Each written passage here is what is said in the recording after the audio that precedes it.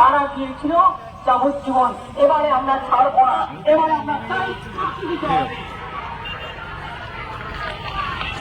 আপনারা ধনঞ্জয় চ্যাটার্জিকে ফাঁসি দিয়েছিলেন, এইখানে দাঁড়িয়ে বুদ্ধদেব বাবুকে বলেছিলেন মীরা দেবী, কিন্তু সত্যিকারের লোকটি শাস্তি পেয়েছিল পায়নি।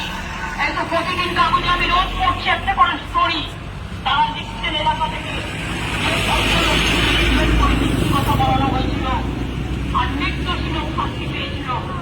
সে বলছে আমার আজকে অপরাধ হচ্ছে, আর আমি একদিন শান্তি পাচ্ছি। এই কথাটা শুনে আমি অনেক বেশি আছি। ওই একটা মোটরসাইকেল তুই বলো না, এবার সে মোটরসাইকেল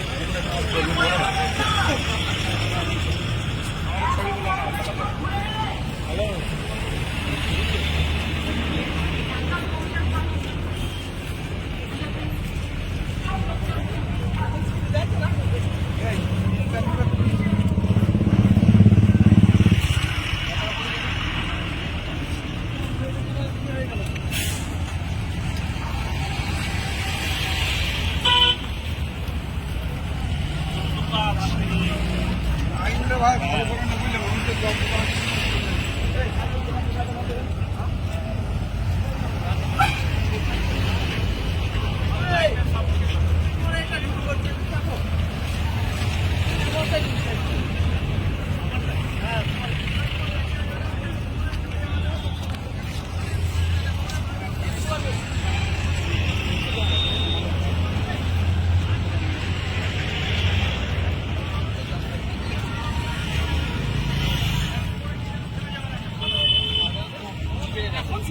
তাহলে এখন না অনেক হ্যাঁ